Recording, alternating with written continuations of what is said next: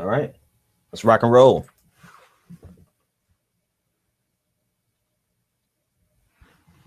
And here we go. It's the Benjamin Dixon Show. Your mission, should you choose to accept it, is not merely peace in our time, but peace in all time. I have no fear whatsoever of anybody or anything. Did you think no one was watching? Injustice anywhere is a threat to justice everywhere. your mission. Suppose we go where no man has gone before. To reclaim the American dream. To be given the right of human beings to be afforded equal rights and equal opportunities. It's the Benjamin Dixon Show. If you're hearing his voice, you're hearing the voice of reason. You've certainly come to the right place. Welcome, ladies and gentlemen, to the Benjamin Dixon Show. It is Monday, September. There you go. Something about Monday where I always get the date wrong. Today is October 5th, 2015. Thank you so much for joining us for the Benjamin Dixon Show. And of course, as usual, I am your host, Benjamin Dixon. It is a beautiful day here in the city of Boston, a little chilly. So I hope it's a beautiful day wherever you are. But wherever you are, I want to thank you for joining us. You are the most important part of the show. I couldn't do it without you. I'd be talking to myself without you. So thank you for downloading the podcast, listening live, watching the videos on YouTube. I want to jump in because I do have a very full show today. I want to just go over some basic polls. Not a very exciting week in terms of polls. Particularly on the Democratic side, there's been marginal changes, about 1 point up or down for Hillary Clinton versus Bernie Sanders. There has been some pretty significant movement on the Republican side. In New Hampshire, Donald Trump is still maintaining a 5-point lead over Carly Fiorina, but that is down from his previous high. Carly Fiorina, wait, hang on. Let me read this correctly. So Carly Fiorina, voters are looking at her at 21% for Carly. I had to read that twice. Carly Fiorina in New Hampshire is actually doing really, really well, which is kind of scary because of the entire premise of her success is based on I want to say an outright lie, but at very best you can call it blatant propaganda. But it appears to be doing well for her. Marco Rubio and Ben Carson are tied at 10%. Jeb Bush, who has spent, looks like he spent millions of $1 million campaign in New Hampshire, is up to 11%. So the traditional media is working for him. In Iowa, Trump is ahead of Carson by 5 points. And it's the general gist of all the polls is that Trump is still in the lead, but Trump's lead is diminishing. And some people believe that is signaling the final demise of Trump. The question is, can Trump survive? Will Trump not survive, but will he stay in if his lead becomes too thin? Or if he moves into second place? He's already said if he drops in the polls that he would drop out. But the question is, how far down does he have to drop before he drops out of the race? So there is some movement in the Republican primaries, not much movement in the Democratic primaries. A lot of people are expecting Joe Biden to finally get in. We discussed this last week extensively. There's really no logical reason whatsoever for Joe Biden not to get in a two-person race. This is a two-person race. I like Martin O'Malley. He's a cool guy. I can't even think of the other guy, Jim Webb. But they're polling at like less than 1%, 2%, 3%. So it's a two-man race, and it just is not electorally logical for Joe Biden not to get in the race. So I think we can expect Joe Biden to get in the race, and and if he gets in the race, then he's going to help Bernie Sanders out by pulling away more people, a larger percentage from Hillary Clinton. So, but as it stands right now, the Democratic side is pretty static, and we're closing in on the first debate, which is October 13th. So I want to remind you that we will do like we did last time. We're going to do a live reaction video. It's really just a hangout. It's really, hopefully they give us some commercials where we can actually discuss what's been said. But for the most part, it's just going to be us hanging out, drinking, and having fun watching the debate on October 13th. That's the first Democratic debate. Other than that, it's been a pretty status quo weekend in presidential politics. A lot of people are trying to give Donald Trump hell over his comments with regard to Bashar al-Assad last week. And with regard to, he even doubled down. He said that the Middle East would be better if we had left Gaddafi and Saddam Hussein in power. And a lot of the establishment, both Democrat and Republicans, are trying to give him hell over this point. And I have a couple of articles in the link discussing, we'll discuss Putin and the new Cold War, potential Cold War in a second. But transitioning into that conversation, Donald Trump, I don't think, is wrong on his assessment of Bashar al-Assad and the overall instability of the region, which, no matter how bad you look at how bad the characters and actors were, the question is instability in the region preferable to a psychotic dictator at worst, right? A dictator who's going to kill his own people to maintain power. That is a very complicated question that you cannot answer with a gut reaction, because we're not living in a time, let me just make it clear, we're living in an ISIS world, a post-ISIS world, where ISIS is now a greater threat than even the worst dictator that we've dealt with in the past. So all of the people, all of the commentators, all of the news heads and the pundits on Sunday morning who were trying to take Donald Trump to task over his comments on the Middle East, you know, there are a lot of things that Donald Trump is absolutely wrong about. I don't think that his comments on Bashar al-Assad is one of them. Is Assad a ruthless dictator? Yes. If we could get rid of him, would we? Yes. But we had plenty of opportunity prior to the Syrian civil war. And during that time, we did not have any impetus. We made no moves to remove this vicious dictator. And every time we make a move to remove a vicious dictator, quote unquote, we destabilize the region. We made Saddam out to be the very worst person in the world, worse than Osama bin Laden. We put all of our emphasis on getting rid of Saddam. And once we got rid of him and we utterly destroyed the stability in the entire region, gave Iran a running start to their nuclear program, where Saddam clearly would have been a buffer against it. So it's not really a clear-cut question where you can go with your gut reaction and say, yes, we should take down Assad.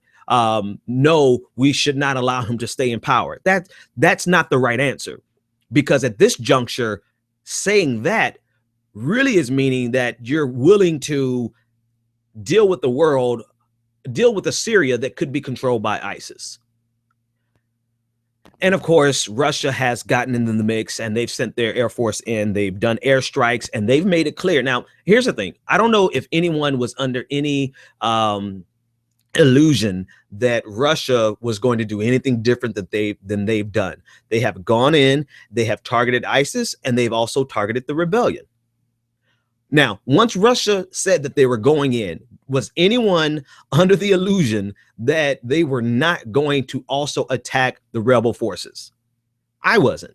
You know, Russia has made it clear that their entire reason for being in Syria is to prop up the Assad regime.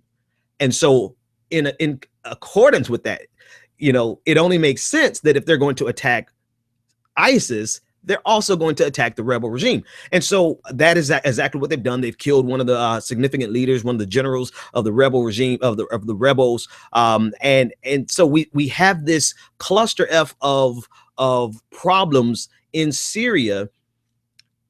And the question still remains, what do we want out of there? Let's start there. I mean, because I think a lot of people are talking about Syria, but have no idea what we want as an international community from that region. And at very best, I think the very best scenario that we can possibly hope for out of Syria is stability. The question is, do we want stability if that includes Assad? A lot of people are saying no. I don't think that is even a question that we can entertain at this point, because of how entrenched Assad is, how weak the rebel faction is, and the vacuum that Russia has come in to fill to prop up Assad. So, I said all that to say, I think there are plenty of reasons to attack and to criticize Donald Trump. I think this neocon hawkish attitude towards Russia and towards the Assad regime is not one of them, because of everything that played into destabilizing the region, including that same neocon conservative hawkish mentality, which led us to destabilize the region in the first place. So that's what's going on with Donald Trump. The conversation on Syria, a lot that is what took up a lot of Sunday morning news shows discussing how wrong he was. But I honestly think this is not an area that he's wrong in. I think he may not know everything he needs to know about it, but still, I don't know if we have. And go see one of my older videos. I don't know that we have a better option in Syria. If there's a better option in Syria, and I'm just missing it, I know you guys will leave it in the comment section. So do that for me. In other news, and I'm going to move quickly through all these things because there's so much. General relationship with Russia. I was reading an article, and it's in the links, and I just can't remember which source. But the conversation was discussing: are we headed towards a new Cold War with Russia because of the aggressive stance of Putin, the annexation of Crimea, the Crimean Peninsula? And now they're moving into Syria aggressively to prop up Assad. And so the question is, are we headed towards an inevitable new Cold War? And it was the Brookings Institute. That's who it was. The Brookings Institute believes that we are, because there are things that are just simply non-negotiable in this conversation. For instance, if we look at Crimea, it is Russia has annexed it.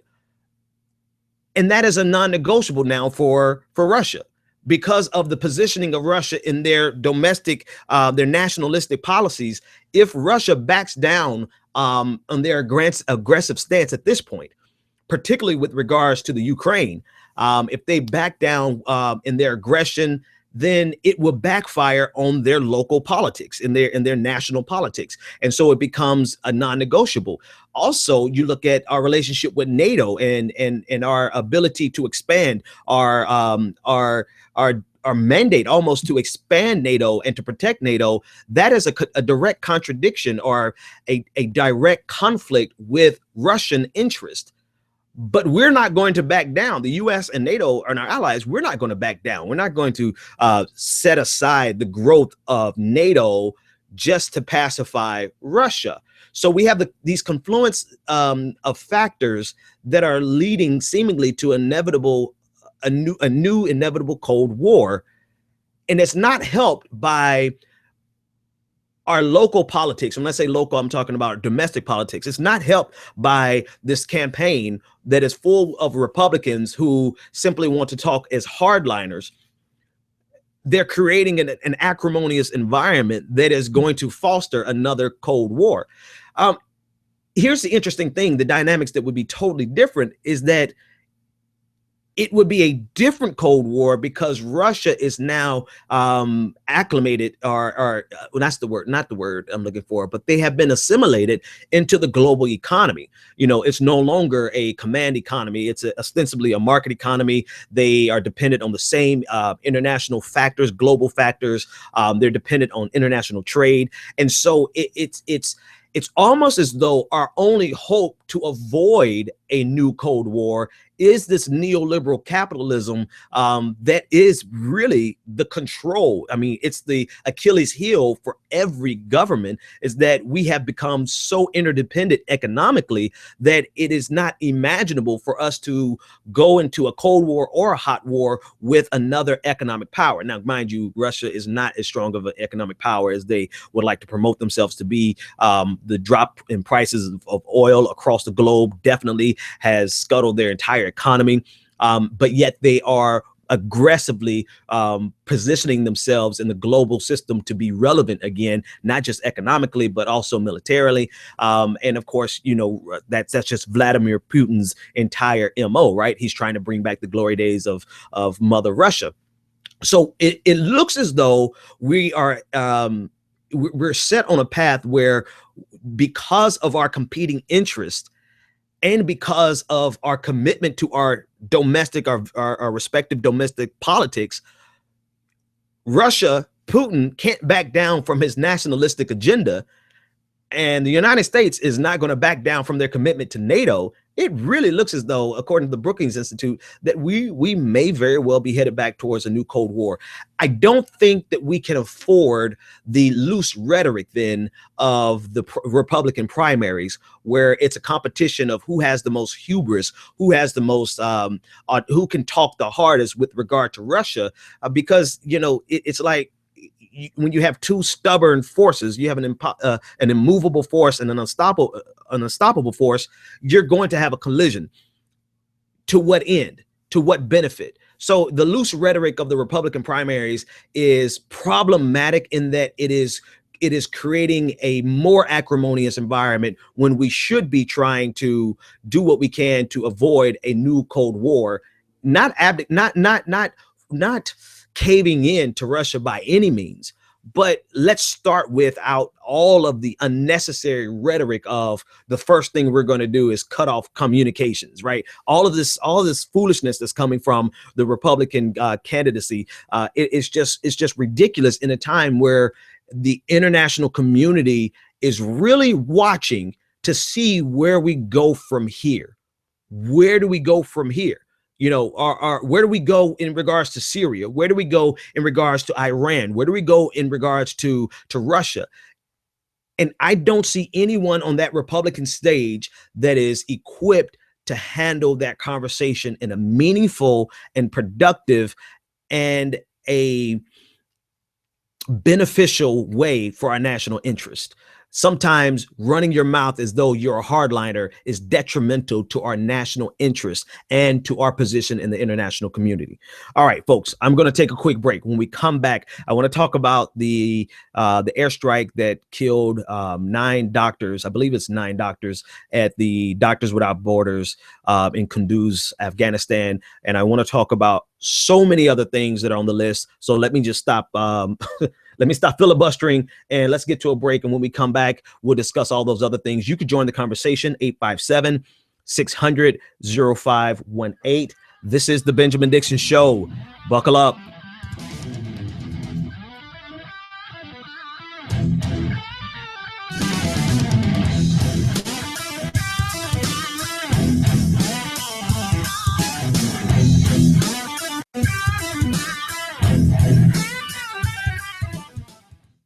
When you're ready to lose weight, why count, track, and worry over every meal? Jenny Craig makes it simple. Just walk into a neighborhood Jenny Craig center or give us a call.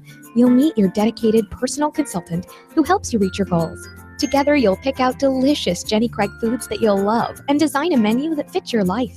And the best part is that you can get started losing weight right away. Don't wait any longer to take advantage of our best offer ever. Call 1-800-JENNY20 or visit jennycraig.com. This is the sound of salmonella gyrating on your undercooked chicken. And it looks like Mom might be taking it out a little early. Don't let salmonella get funky with your chicken. On average, 1 in 6 Americans will get a foodborne illness this year. So use a thermometer to cook each type of meat to the right temperature. Keep your family safe at foodsafety.gov. Brought to you by the USDA, HHS, and the Ad Council. On the next episode of Recipes for Disaster. I'm making beef sliders for my friend Sandy. Nana taught me to always pull meat off the grill early so it's extra juicy.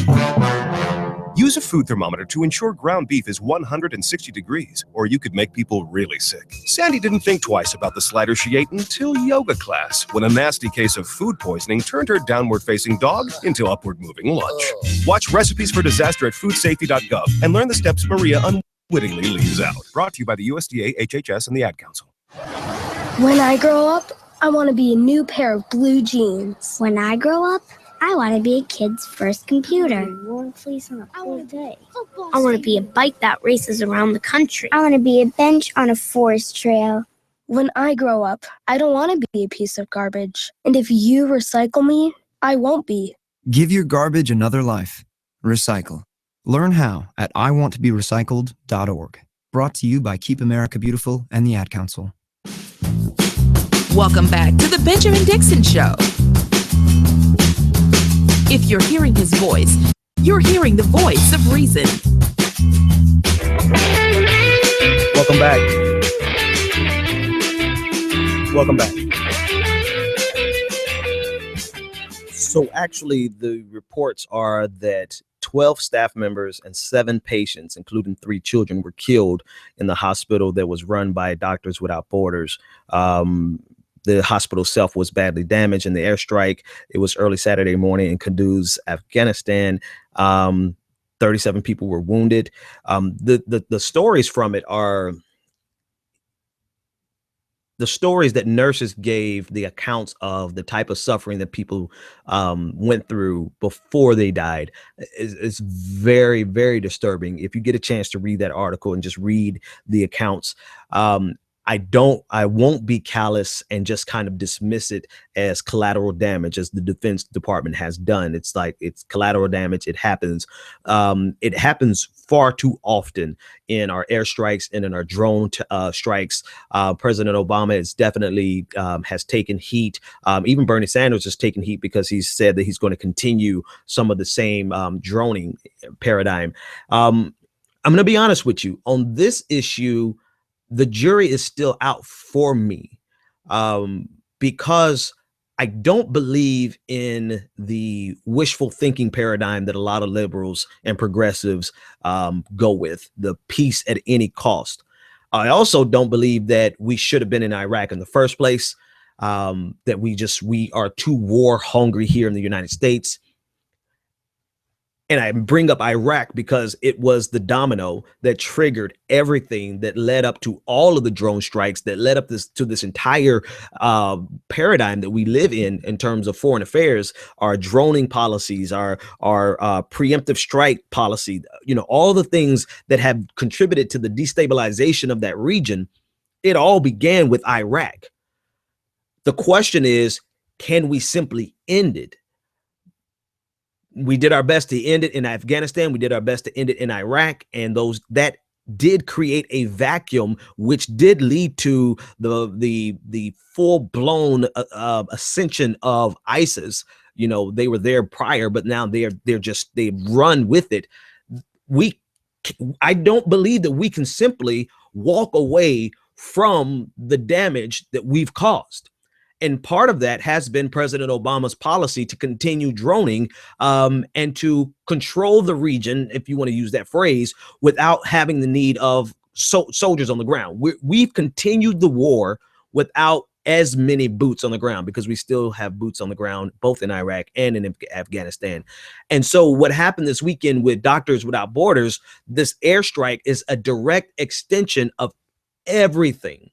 It is a direct extension of the fact that we went and destabilized the region in the first place. And I know Iraq was a different war than Afghanistan, but had we put our emphasis on Afghanistan instead of dividing our interests between a nation that had nothing to do with 9/11 and a nation that had everything to do with 9/11, then we could have fixed. We could have taken care of the Taliban. We could have taken care of Al Qaeda. We could have done the job that needed to be done in Afghanistan. But now there's so many loose ends that for over what I believe it started in 2003 with Iraq. I think we went immediately after 9/11.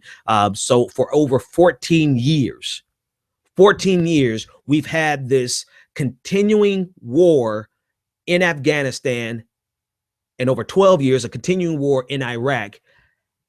And now we have what the Defense Department is referring to collateral damage, which is essentially another event where the lives of civilians are not only put at risk, but are actually lost because of collateral damage. It's not possible for me to look at this event in isolation, except for the fact of the human tragedy and the human loss, which is why I want you to read the article. War is a very horrible thing that we should avoid at all costs. Hang on, let me rephrase that. Not at all costs, if at all possible.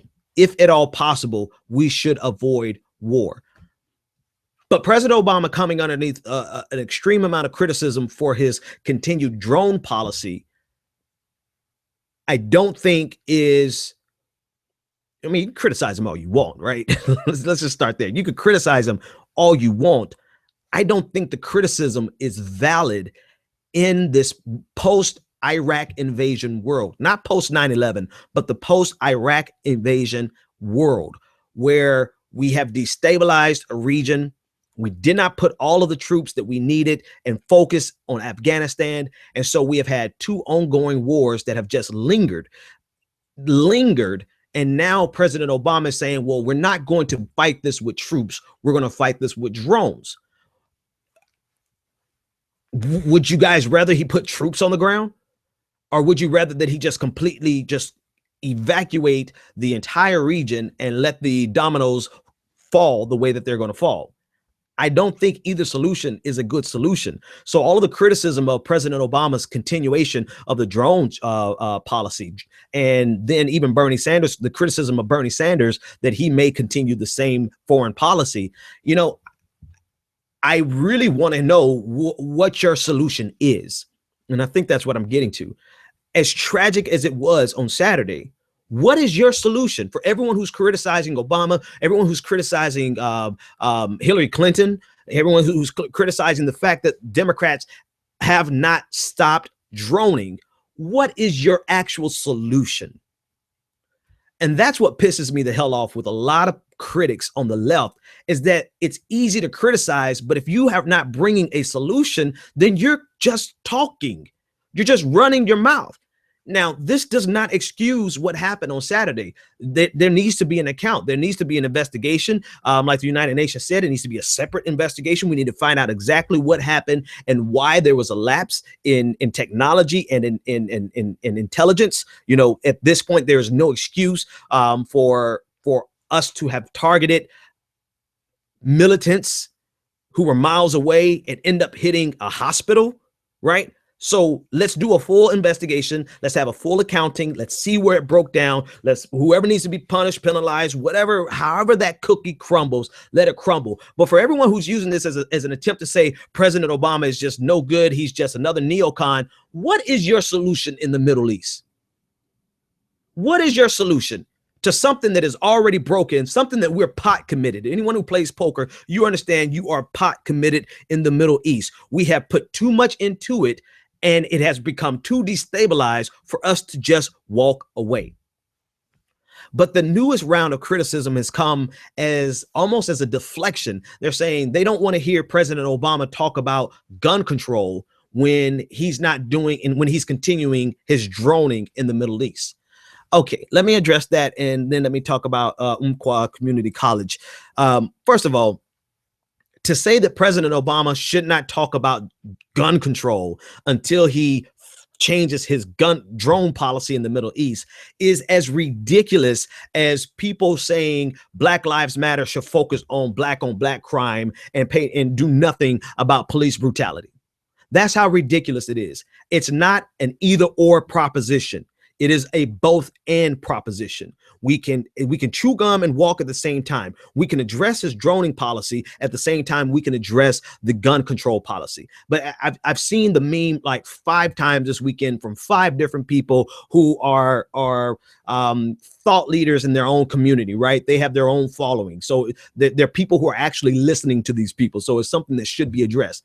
If you think that President Obama should not address gun control because we're still droning in the Middle East, I think you have reduced yourself to ridiculousness. And you've reduced yourself to being this perpetual critic of a foreign policy that you disagree with, but have no solution, no viable solution to replace what's currently being done. Bring me a viable solution that actually does not make the problem worse, and then I will join the band of criticizing President Obama because they should have figured out that solution too. But the problem is no one, not with regard to Syria, not with regard to Iran, not with regard to Iraq, ISIS, Afghanistan, no one has a viable solution other than what's currently going on that will not make the situation worse than it already is. And so you have these intellectual critics who just sit back and pontificate about all the things that President Obama and Democrats and Bernie Sanders, if he gets elected, he said he's going to continue it. So they're all doing it wrong. But you brilliant people have not offered a solution that will not make the situation worse. So my advice to you is put up or shut the hell up. You don't have a solution, so move on to criticizing something else. All right. Sorry, I don't know. I think I have a problem more with, sometimes I have a problem more with people on the far left than I do conservatives. And a lot of people ask me, let me go off on a couple of tangents, and then I want to talk about Umqua a little bit. A lot of people ask me, well, who are these people on the left that you're referring to? I mean, at least 3 different people, not a lot of people, but 3 different people. Who are the people on the left that you're referring to? Well, whatever. I'll call them out. I want you to take a look at the Black Agenda report. I want you to take a look at some of Cornel West's criticisms. I wanted you to take a look at some of Noam Chomsky's criticisms. There's a plethora of people on the left, on the far left of President Obama, who bring criticism to President Obama that would be valid if you had a solution that did not make the problem worse. But because you don't have a solution that actually improves the situation, you're just running your mouth. So take a look at those people, and there are more, but that's just enough to get you started for the day. If you want to know who I'm always talking about, take a look at Noam Chomsky. Cornel West is, and don't get me wrong, that doesn't mean I dislike them. That just means that one particular issue, I really don't like them on, because I don't like people who are going to just run their mouth and criticize, but have no solution. One of the things I did when I was working, I still work in corporate America, but when I actually had a leadership position in corporate America, when somebody actually brought me a problem and said that something couldn't be done, I made them tell me why it could be done. Because people have a propensity to always bring you problems and never bring you a solution. And I got tired of that. That's not how the business world works. That's not how my brain works. If you're going to bring me a problem, you have to bring me a solution. You cannot bring me a problem without bringing me a solution, because I already know what the problem is. Right? Anyone with common sense can discern a problem. I need solutions. And so that's what I did in business, and that's what I do here. Is if you just have a continuous position of criticism, you are not useful to the broader conversation. And so they've used this as a means of silencing President Obama with regard to the gun control conversation after the tragedy of last week at Umqua Community College. News has come out that several things, that the original reports were that the shooter was killed by police. Investigators and officials have stated now that's not true, that the shooter was killed himself. The shooter killed himself before the police actually shot him. Another thing that has come out is that the mother she was bragging about her stockpiles of guns.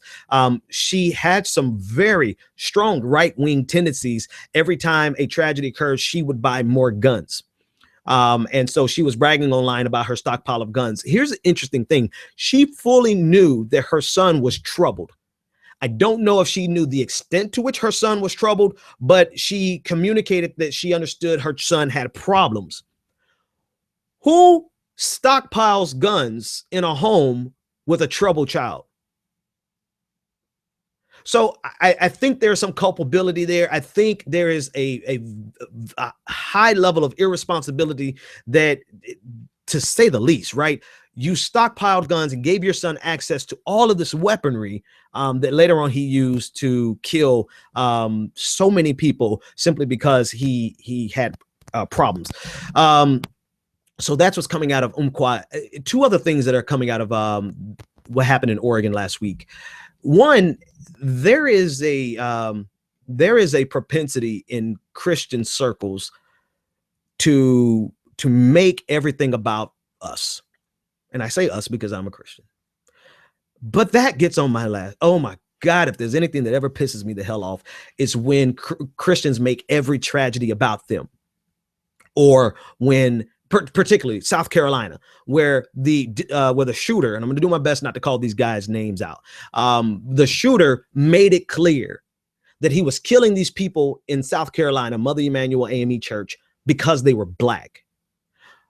Christians on the right wing, conservative, Fox News, did everything they could to spin it to be about Christians being persecuted. And now they have an actual tragedy where several witnesses have corroborated the fact that the shooter asked the students at Umqua Community College what their religion was before he killed them. And it looked as though he was targeting specifically Christians.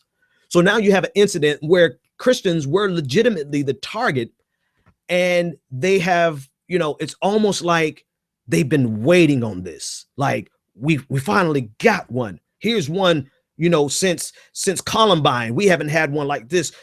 Christians are targeted in America. The secular humanists are targeting Christians, and it's the end. It's the persecution. It's the Christian Holocaust. All of these hyperbolic phrases that are used by Christians and religious people on Sunday mornings just to get people revved up. And here's a problem I have with that. No doubt, from all indications, this shooter targeted Christians last week. Does that make you care about this more than if it had just been, let's say, Muslims that were targeted last week? Because there have been mass shootings where people were targeted simply because they were Muslim. Chapel Hill, he didn't like his Muslim neighbors over a parking space, so he killed 3 of them. What if they had just been, let's say, children? Is it less tragic because there's no Christian persecution complex narrative attached with it? The shooter in Newtown did not ask them their faith, but he killed children. So my problem is this, is that if you're waiting for a narrative to be about your religion before you actually do something about it, then not only are you narcissistic, but you're kind of useless to the broader society. I had a friend, Jonathan, on Facebook, who, and we were debating this back and forth with a lot of people. A lot of people got mad at me about this, but whatever. The fact of the matter is, you are in America where we just brushed off those 20 kids that got killed in Newtown. We just brushed it off like it was nothing. So don't be surprised if you are the next target.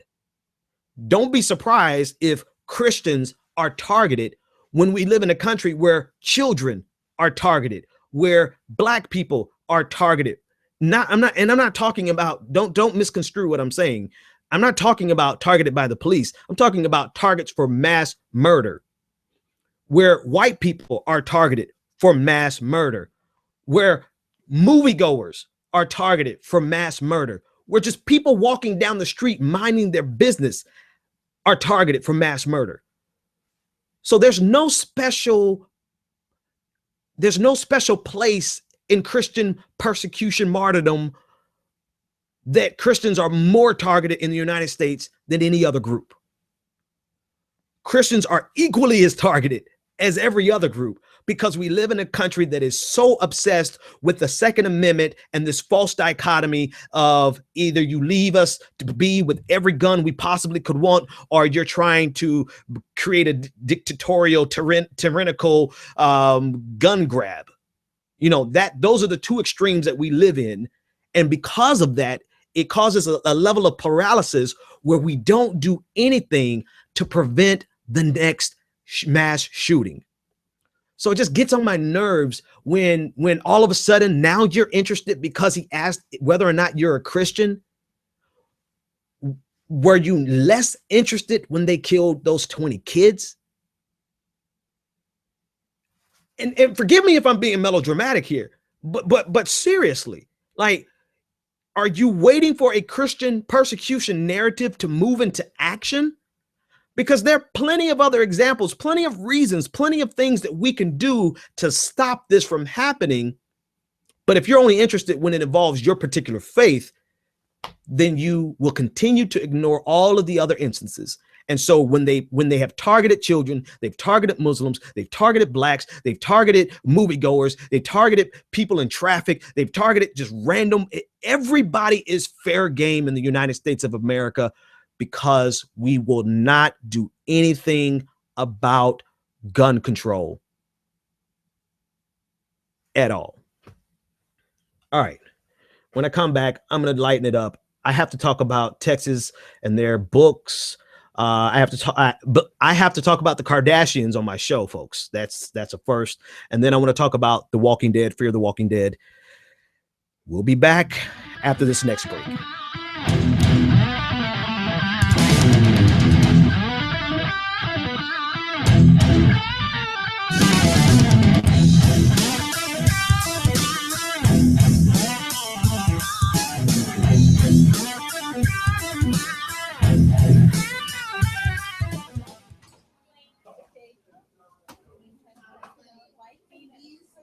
What's going on, everyone? This is Benjamin Dixon, and I wanted to take a minute to tell you how you can support the Benjamin Dixon Show.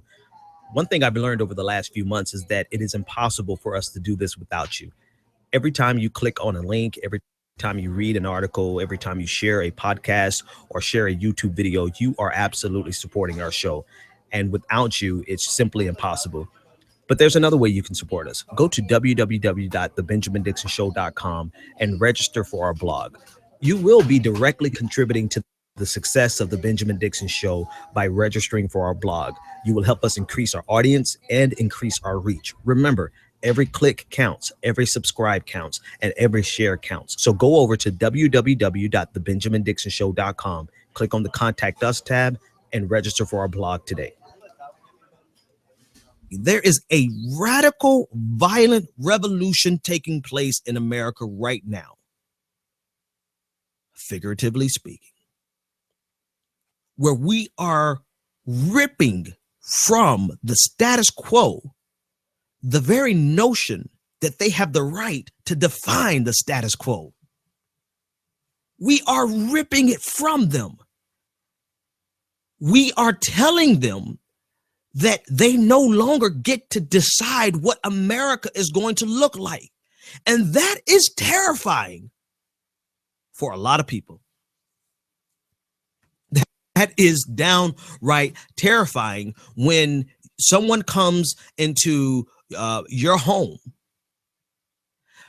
only to help you to understand that your home is not yours in isolation, that we share this home equally, and that we have the right to be comfortable in this home, just as much right as you have to be comfortable, so that a white Christian straight man, the comfort that he feels in America will be experienced by the gay Black woman and every other intersection that has been erased. That, my friends, that is a revolution if I have ever seen one. That is something, that is the next stage of evolution in America. Welcome back to the Benjamin Dixon Show. Ben Dixon. He's obviously he's a radio show host or something like that. You're damn right I am. All right, folks. Welcome back. Again, one of the number one ways you can support our show is going to thebenjamindixonshow.com and registering for our blog. What's most important right now, besides people who want to send donations, which we greatly appreciate, right? Let's not be, I don't want to be silly. If you want to donate, go to patreon.com/the BPD show. But if you can't donate, the very best way you can support us is by going to thebenjamindixonshow.com, clicking on the Contact Us, and signing up for our blog so that we can increase our reach. So anyways, let's get back down to business. I want to play this video. And man, I completely left out the Kevin McCarthy and the Jason Chaffetz bit. If I have time, I'll throw that in at the very end. But I want to talk about the Texas book, McGraw-Hill book, where they refer to Africans brought from Africa as, for all intents and purposes, they refer to them as migrant workers in the full context of this video, so much so that McGraw-Hill has decided to rewrite the book. But before I discuss that part, I want you to watch the video and see it for yourself, or listen and hear it for yourself. We are in Texas, and so this is a part of the Texas textbook adoption. So I'm going to show you the book, and then there's just an interesting section where they sort of place the map. I think it's interesting. So the book is, I'm going to turn the camera around. The book is this book by McGraw-Hill. It's World Geography. See, that's the publisher's McGraw-Hill. So the section that we find that map in is, let's see, it's on page 126, is under this section called Patterns of Immigration. Patterns of Immigration. You see, it says one of the defining attributes of the United States is that it is largely a country of immigrants and their descendants. About 13% of the people in the United States are foreign-born, while Native Americans, Alaska Natives, and Native Hawaiians make up 2% of the population. The remaining population is descended from immigrants. Immigrants, yeah, that word matters, immigrants. The Atlantic slave trade between the 1500s and the 1800s brought millions of workers from Africa to the southern United States to work on agricultural plantations. So it is now considered immigration. And these are some other sections that sort of talk about the pattern of immigration. This section here in particular talks about English and European peoples, many of whom came as indentured servants to work for little or no pay. So they say that about English and European people, but there is no mention of Africans working as slaves or being slaves. It just says we were workers. Okay, let me switch screens here. So if you missed it, let me just summarize it. In the McGraw-Hill book on world geography, in the section about immigration patterns, where they're discussing the unique nature of the United States, where most of America is composed of immigrants. In that section, they had a call out box, and I don't have the close up of it, but you can see it online almost everywhere at this point. There's a caption box that describes the African slave trade as bringing workers to the South to work in the industry in the South. I don't think I have to express why that's problematic, but I want to give you further context. There's an article in the description on both the radio show as well as the YouTube. And I want you, it's really important, don't leave the show, but click on it. And it's going to take you to a conversation that was had in 2014 about Texas basically changing their history books to be propagandistic, describing the New Deal as problematic, describing the most controversial thing about the New Deal, Franklin Roosevelt's New Deal, as being the minimum wage, focusing and heralding the triumphs of the free market and Ronald Reagan. This is the framework that you need to cast this entire conversation in with regard to Texas and their propensity for propaganda.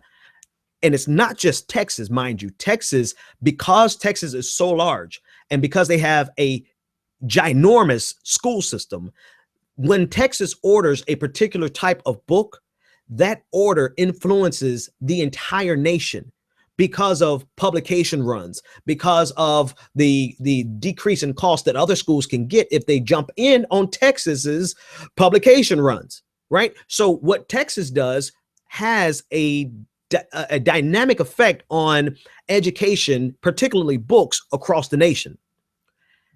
Now, this has come to the forefront because Black Lives Matter ain't having it, right? Black Twitter don't play. And I'm going to do another segment next on the Kardashians and show you how much Black Twitter doesn't play.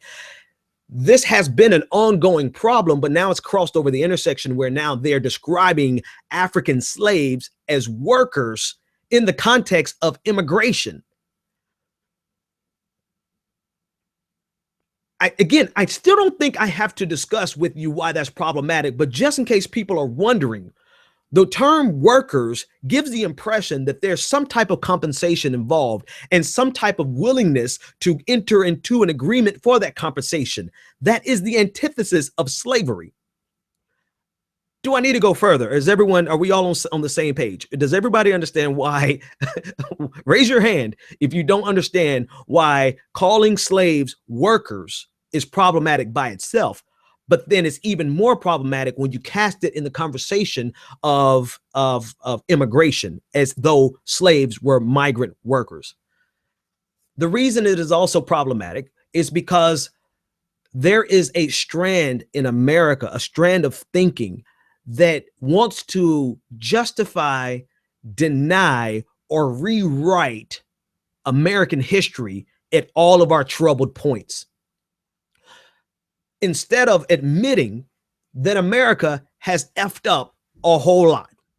America has done some pretty grimy things throughout American history. From the day we set foot on these shores, we've been killing people. We've been plundering. We have done some terrible things. And when I say we, I say anyone who benefits from America today has some responsibility to at least acknowledge the history of America in the proper context. So it is up to us, we, the people, to acknowledge the mistakes of our past and not try to rewrite it, or whitewash it. But you have these, and let's be honest, it is conservatives. If you look at the context of everything that's happening in Texas, their desire to promote Ronald Reagan, their desire to teach kids that the minimum wage is bad, that the free market is best, and now that slavery was migrant workers. This is a continuation of conservative thought. This is a continuation of the conservative propaganda machine, because 24 hours of incessant right-wing propaganda is not enough. We've got to get the kids before they go to the university and learn something that is liberating, right? So now they're starting in middle school and in high school with their propaganda. You cannot look at this narrative successfully without taking the entire framework, and that is conservative propaganda. And so these conservatives do not want to admit that America has got a screwed up past and a screwed up present, for that matter, right? We've done some really terrible things. So instead of confronting the baggage, they want to rewrite it. Instead of admitting it, they want to whitewash it. Instead of confronting it, admitting it, and then fixing it, they want to pretend as if, well, you know, Africans were selling slaves, we're selling African slaves. So, you know, and white people were slaves before. And then I even had somebody on my, you know, I love you, but you're on my Facebook page, so I got to call you out, saying that, you know, where Christians were used to be fed to the lions. No, flag on the play, hush, zip it, zip.com. America is culpable directly for slavery. There is no rewriting history. That is just one of the many things America is responsible for. So when you see a concerted effort by our education system, particularly a Republican-leaning Texas education system, to rewrite history and to make the subtle change of lumping slavery in with migrant workers, you better understand the entire framework is a continuation of rewriting American history so that it can completely subjugate the progressive portions of American history, which forces us, progressivism forces us to look at America and say, damn, we really were some assholes. How can we not be as big of assholes in the future? Versus the Republican paradigm, the conservative paradigm. No, you know, everybody was selling slaves. You know, everybody was killing Indians. You know, all of us are bad people. So nobody's a bad person. All of us have done wrong. So there's nothing that we have to correct because you're just as bad as us. That is the propaganda machine. That is the entire goal. It is to whitewash the conversation so that they never have to face their responsibility through history. And not only face the responsibility through history, they don't want to do the things that are necessary to correct the institutional factors, the institutional ills that are permeating today as a result of what was done then. So if they can rewrite what was done then, we don't have to do anything to fix the problems that it caused today. Man, I be on some stuff on here, man. I'm sorry. I be. Last but not least, ladies and gentlemen, and no, I'm going to overtime because I am talking about The Walking Dead and the political dead. So you guys stick with me. I may find another commercial to just give me a breather. But I want to talk about the Kardashians, and then I want to talk about The Walking Dead and Fear the Walking Dead and the political dead. Cosmopolitan magazine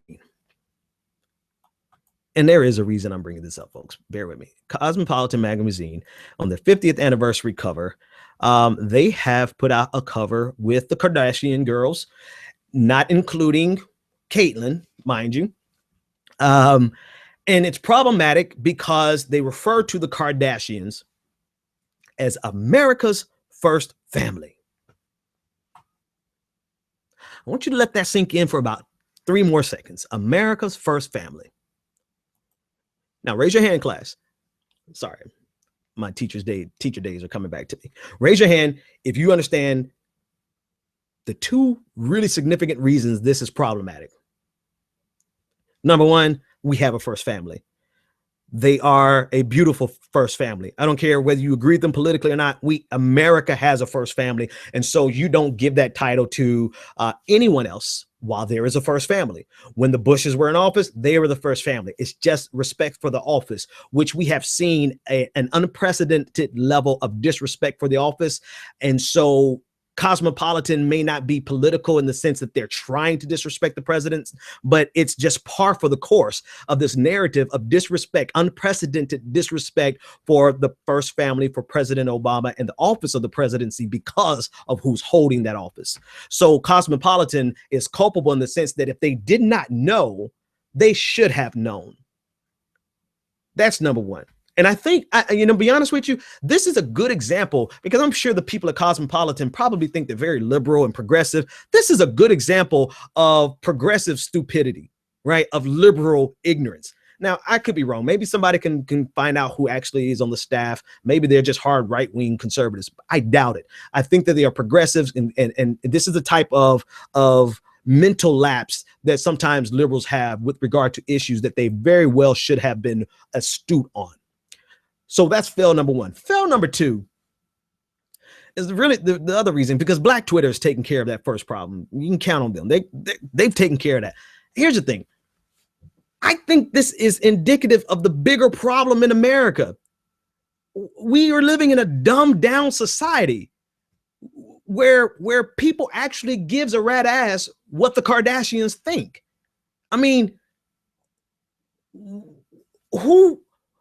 the problem is so many people watch it. I was going to say who watches this, but so many Americans watch this that they actually feel that this is a valid cover, that this is something that should be. And they dismiss any problems that this may be with President Obama and the continuing narrative of disrespect for the office. And they don't even want to think about that because these are the Kardashian girls.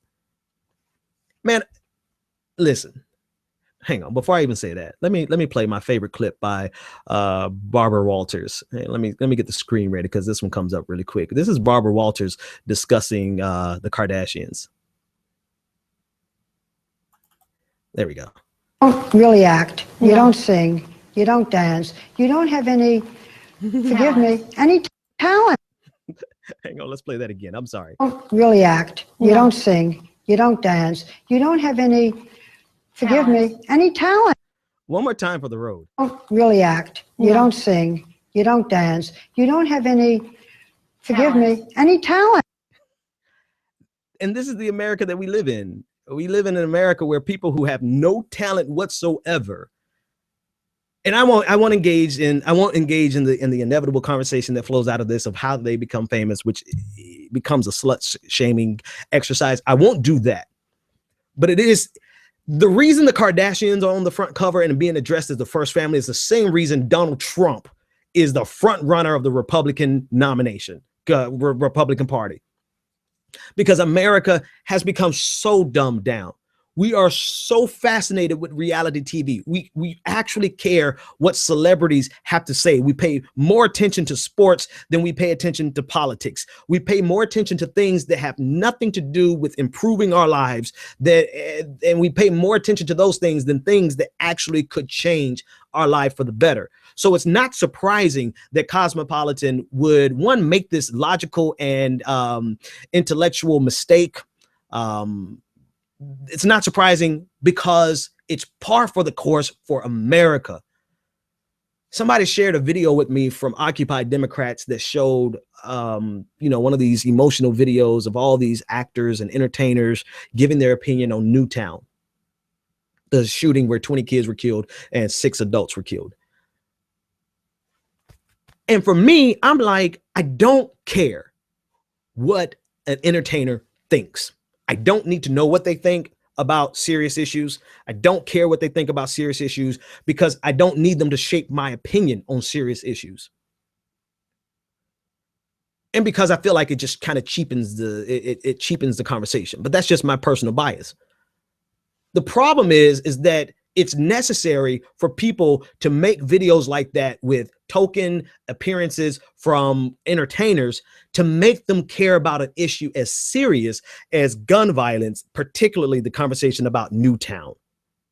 If you need an entertainer to make you care about a tragedy of the scale of Newtown, where 20 children were killed,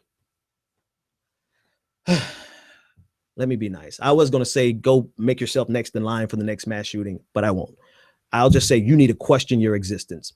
But that exact demographic, that video of all these entertainers talking about Newtown, that exact demographic that they were targeting are the same people who are in love with this cosmopolitan cover, America's First Family, the Kardashians. And that's enough to make me want to move to New Zealand and get the hell out of here. All right, folks. Let's see. I don't want to play a commercial for you because you had enough commercials. So allow me to replay the same non-corporate commercial. And when we come back, we're going to talk about The Walking Dead, Fear the Walking Dead, and the political dead, because that's just kind of what I do. All right, so we'll be back right after this.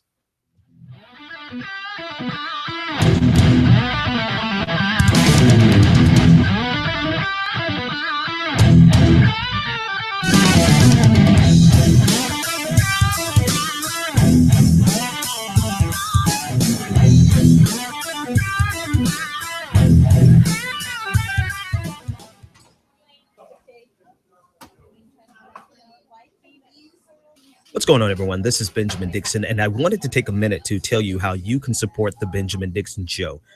One thing I've learned over the last few months is that it is impossible for us to do this without you.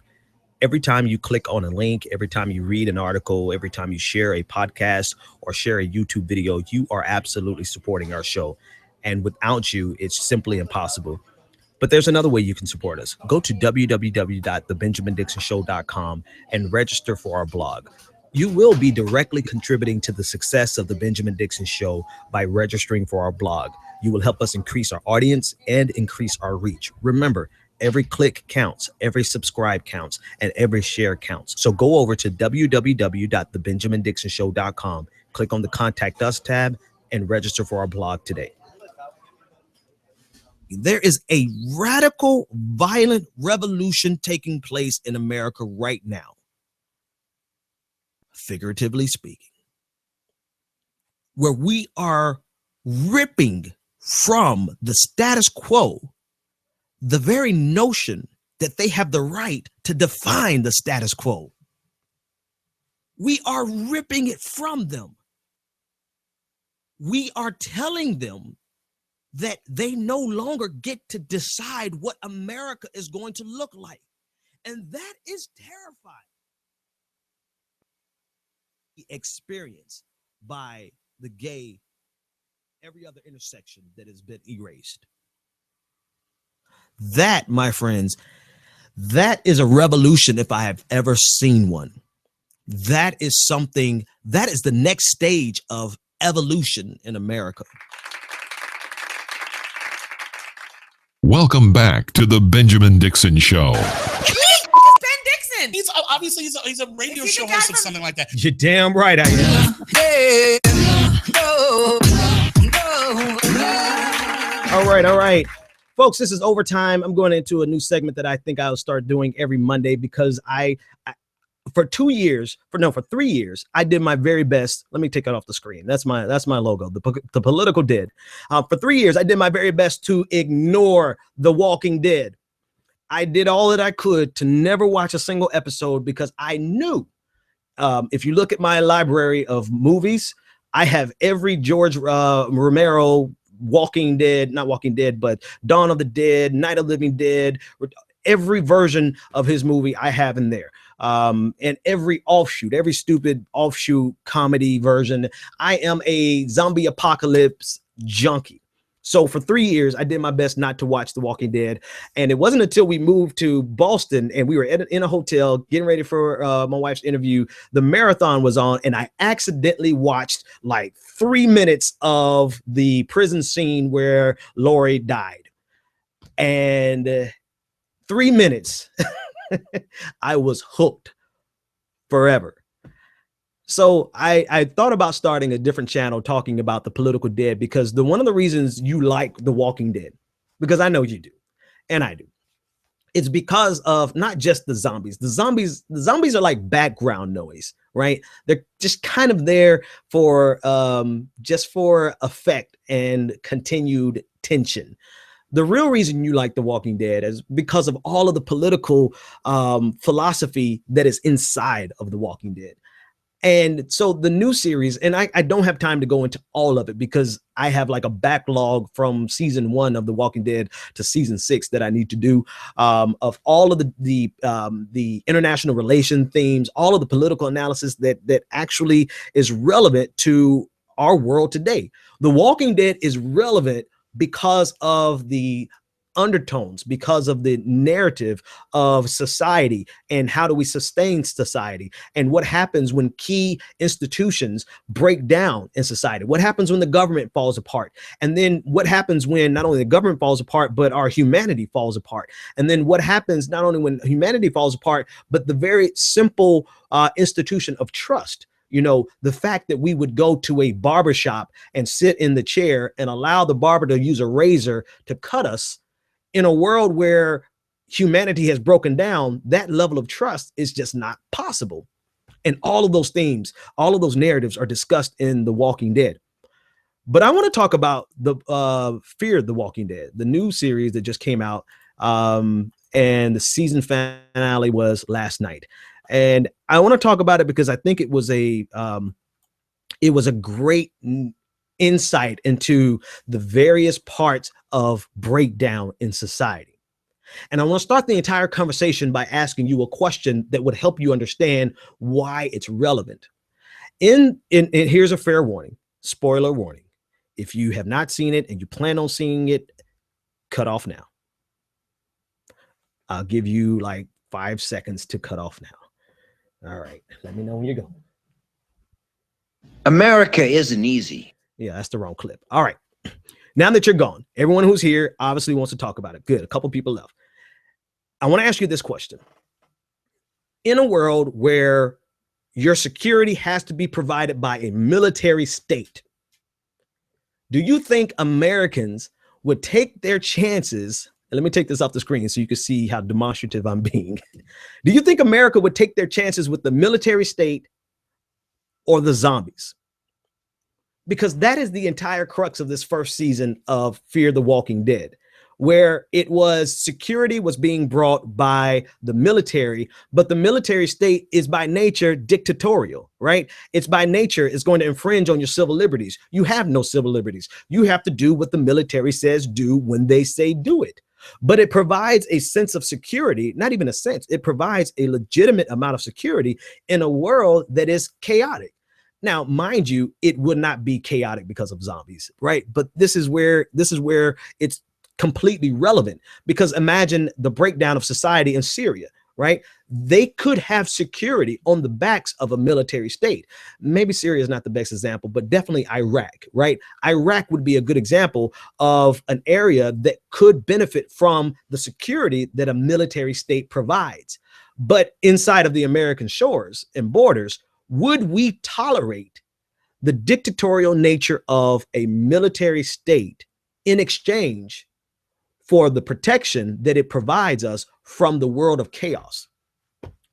That's what I see. Unfortunately, that's what I see when I watch The Walking Dead and when I watch Fear the Walking Dead. And so on Mondays after a new episode, I think I'll take about 5 or 10 minutes and just kind of discuss the political implications. A couple of shots on your screen. This is our chance to see sexy zombies because they're brand new. They're brand new dead. And I want to show you one guy in particular, Daniel Salazar from The Walking Dead. This guy personifies the tension between realism and idealism. And I should write a thesis on this, right? He personifies it because he does what is necessary. He's willing to torture people. He's willing to kill people. He's willing to leave people behind. He's willing to do whatever is necessary to protect his family and his people.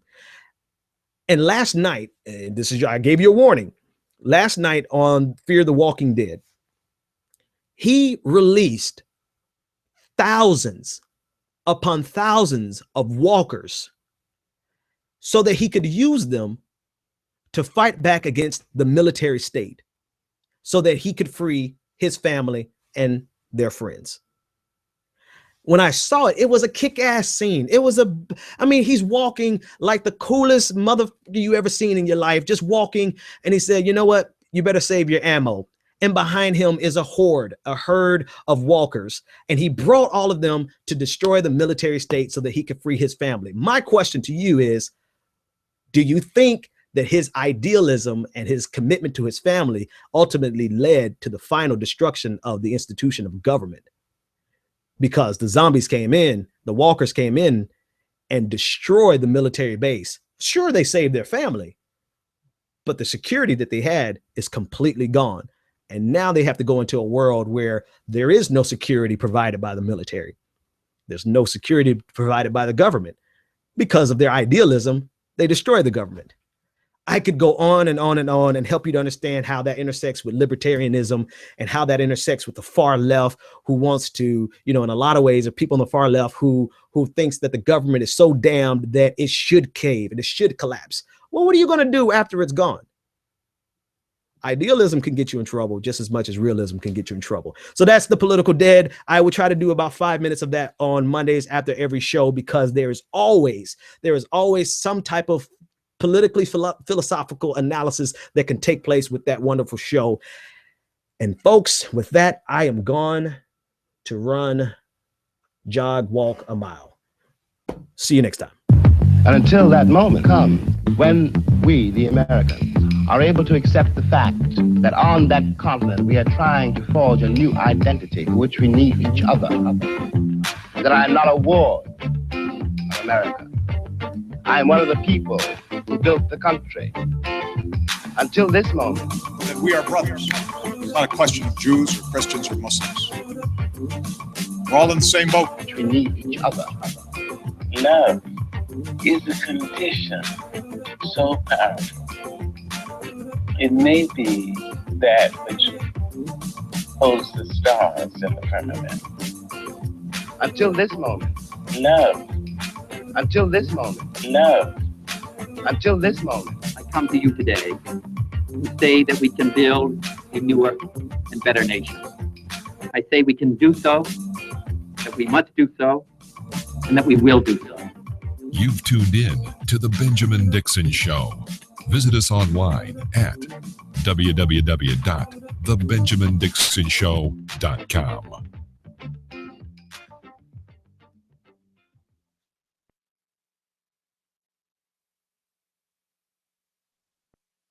Oh, one last thing, YouTube. Somebody asked me, what are the dings at the beginning and at the end? That's Google Hangout. As soon as I press this button, it's going to ding again. And that means the show is over.